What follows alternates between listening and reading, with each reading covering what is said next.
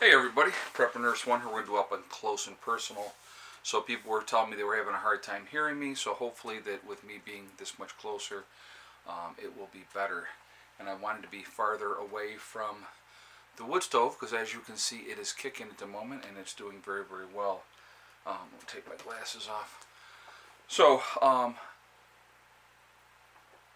what are we going to be doing in a post-event, okay? And I kind of wanted to get into this because I think this is hugely important and I really think it's not touched on enough. In a post-event, and you can always take examples from history, okay? In the Great Depression, when we had a lot less people in this country, the woods were hunted completely dry, basically. It took 30 years for the animal population to recover in the woods because of overhunting during the Great Depression, because people had to have food, so a lot of the times they went out in the woods and they hunted. But what they did was they decimated the deer, the rabbits, the squirrels, and all that type of stuff, and it took a long time for them to recover. If that happened today, we had a post-event today, the woods would be hunted dry within no time whatsoever. That's a fact, okay? Everybody and their brother would be out there banging away in the woods trying to kill something.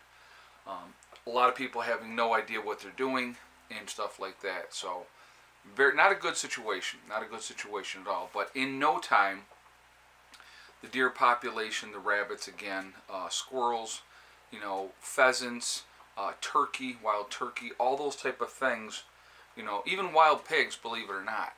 I know there's a huge wild pig problem in the South, but if you got enough people that are starving, they would hunt those down and they would really take care of that population, because you got to have food. You have to eat. Okay, so what are we going to be? And I touched on this last night in my live stream, but I really wanted to do a more thorough video today. What are we going to be in a post-event? We're going to be gatherers and we're going to be growers. We're going to go back to that. There's not going to be a lot of wild game out there, so the people that think that, well, I'll just go out in the woods and I'll hunt and I can eat that way, you probably can for the short duration. But in the long run, that's not going to be the case. I have Mrs. Socks here just demanding her attention, so I'm petting her down below. But again, we're going to be growers and gatherers. So what does that mean? We're going to either be growing gardens, or you're going to be socks. Sorry, no. We're either going to be growing food to eat, or we're going to be out in the woods gathering wild edibles and those type of things, or harvesting from pear trees and peach trees and apple trees and stuff like that in season. Okay, so that's what it's going to end up being. We're not going to be I'm the big bad hunter in the woods. That's a fallacy. That's going to be the doom of a lot of people. So what should we be doing now in preparation for these things? And I've really touched on this a lot through the years, but I really wanted to make another video now about it because I think it is so important. Seeds are the key. Seeds are absolutely the key. So I just pulled out of my freezer, and I just wanted to show you this. And this is where I like to keep a lot of my stuff. So I got a bunch of different things here, and so I just kind of wanted to show you some of the stuff that I have here. A couple of these are repeats because, of course, I buy more than one. So this is just a small example of some of the stuff that I have. Okay, and I keep these in a freezer because it helps them stay viable for much, much longer.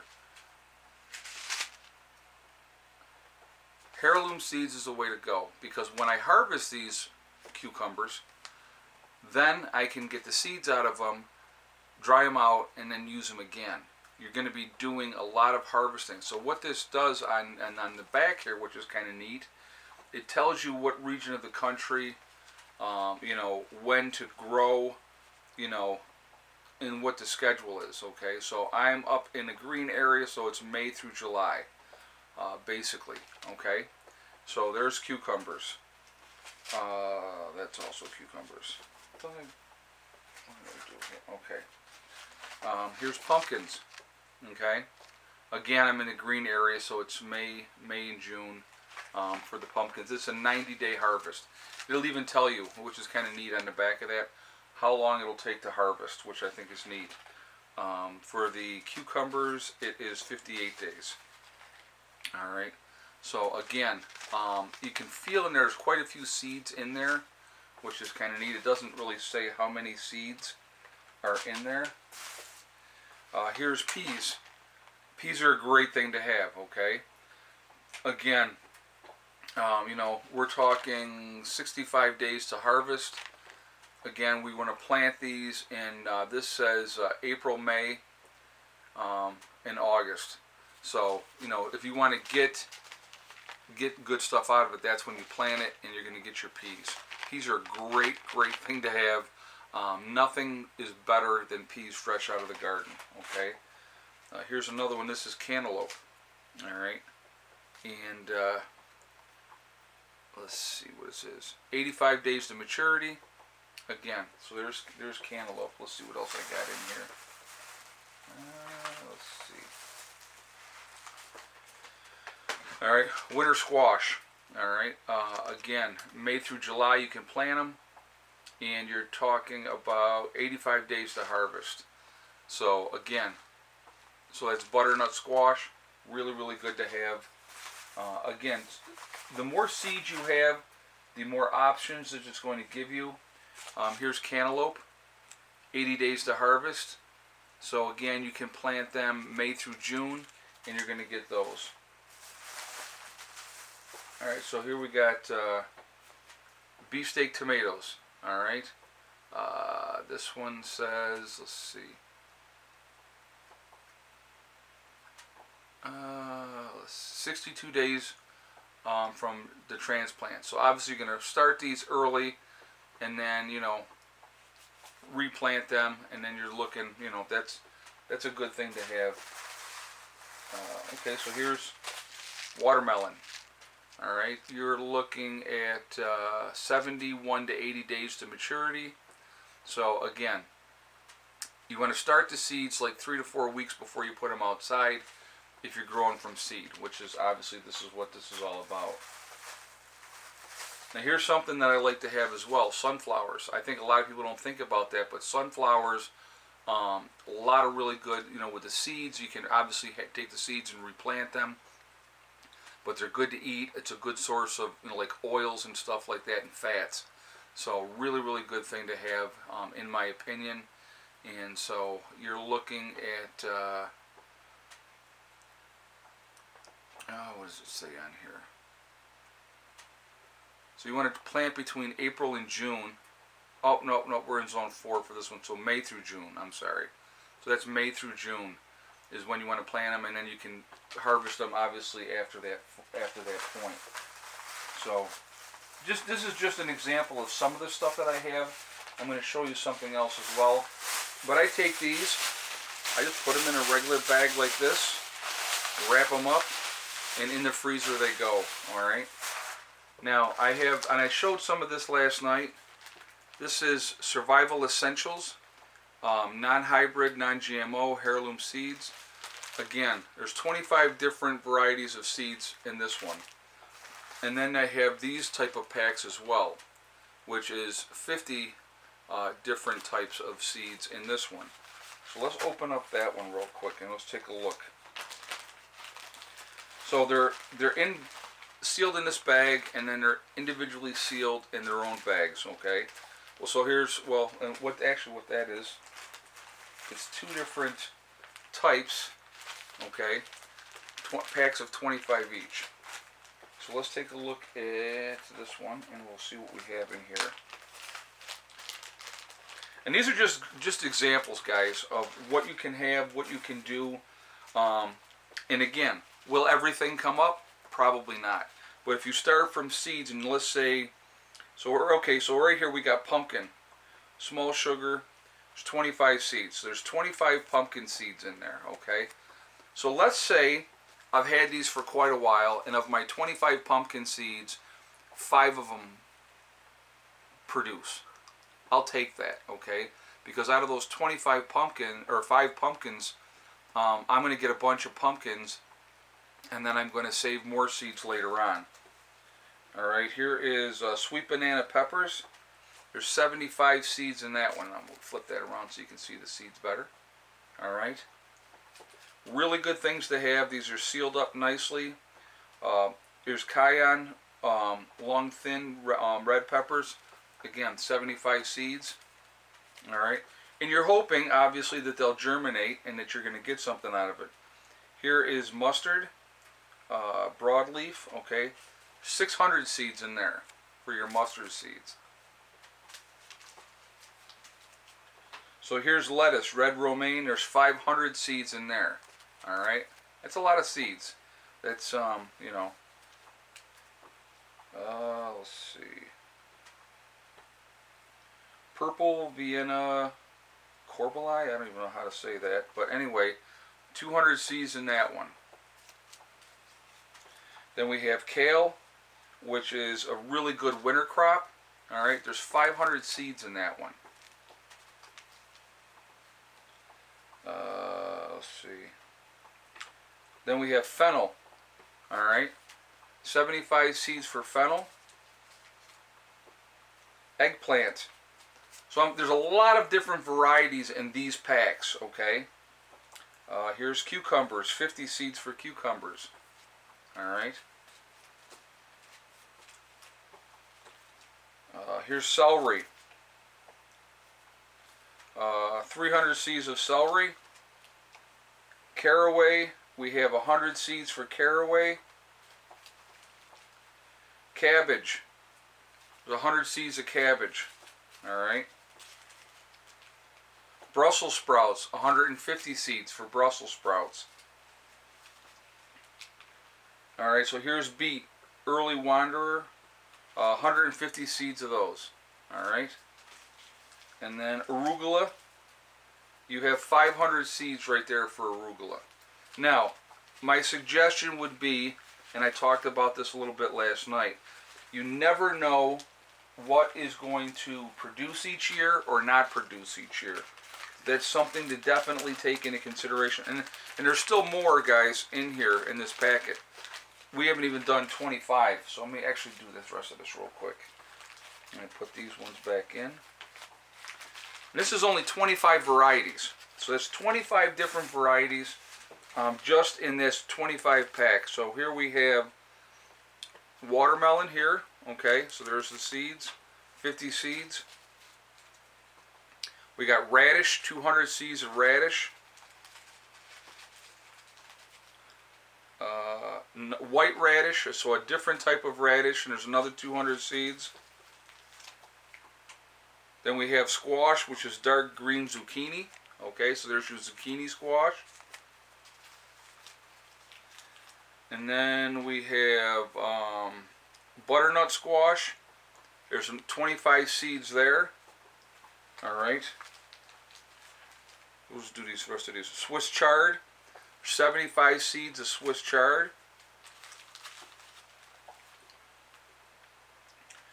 Yellow pear tomato. All right, how many? 50 seeds of that. And again, will all these germinate? Probably not. Tomato, there's a Roma tomato. All right, and there's 50 seeds there of that. And then the last one we have here is turnips. And there's 400 seeds of turnips. Now, and on the front of these ones here with essential survival essentials, this says 88% germinated. So they test these, and so out of 400 seeds, 88% are going to germinate. You're never going to have a 100% germination rate, of course. But again, even if you have a 25% germination rate, let's just say that, you can get enough produce off of that 25% that's going to help you. You're going to continue to extend the life of your gardens.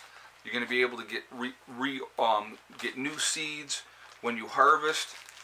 These are really, really great to have. And I'm giving you my opinion. I have zero affiliation or association with these guys, okay?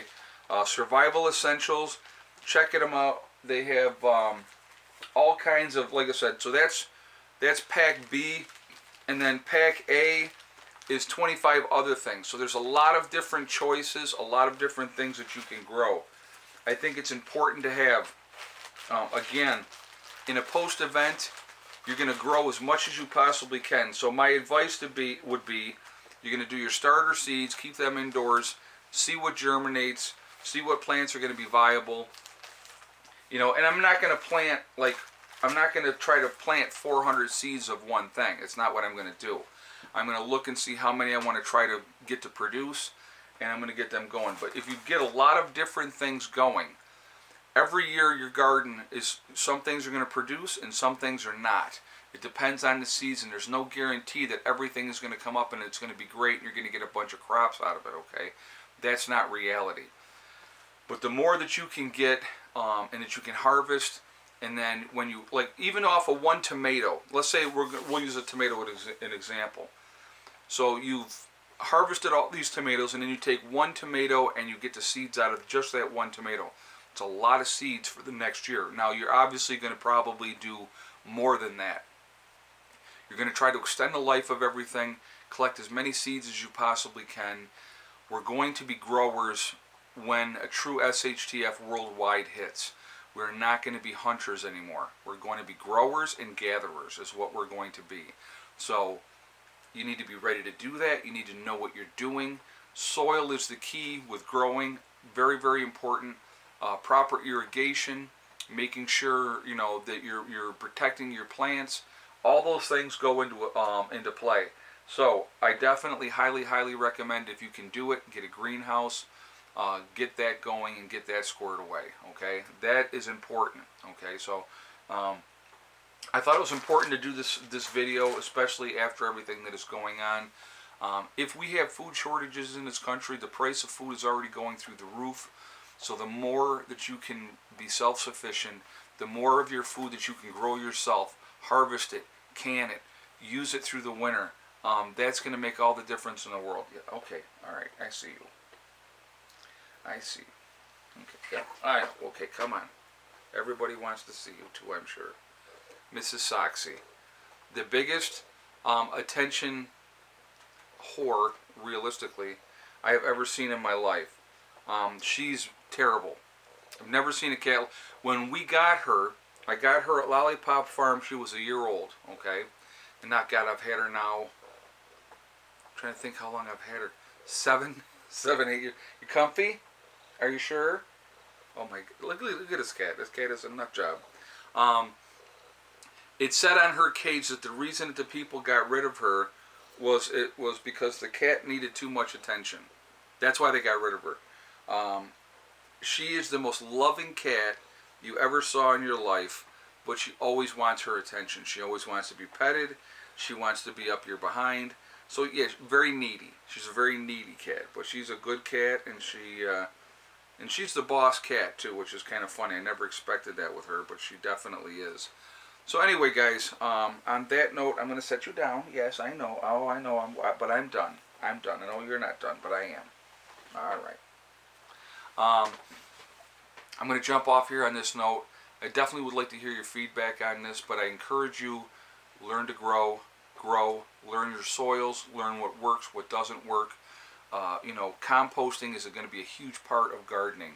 You want to really get those nutrients and good things into your soils, okay? So definitely take care of those things as well. So anyway, I'm going to jump off here for now. I will talk to you all later.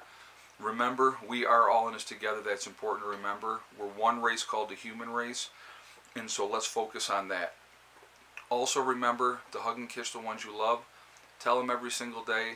Tomorrow's not guaranteed. We never know what's going to happen in life, so it's really important we tell the people that we care about every day how we feel.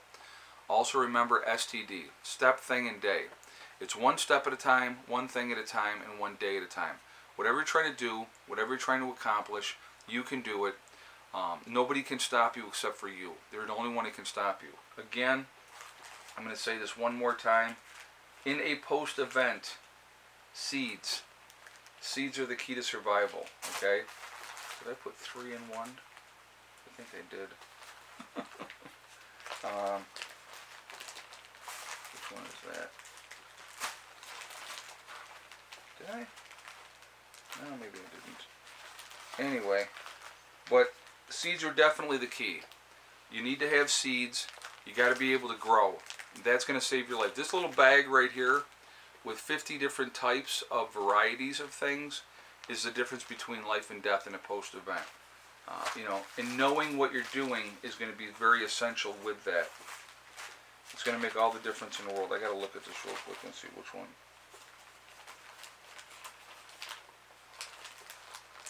See, dog or cat and dog hair all over everything. That's how it goes.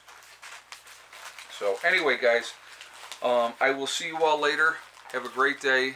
Prepper Nurse 1 out for now.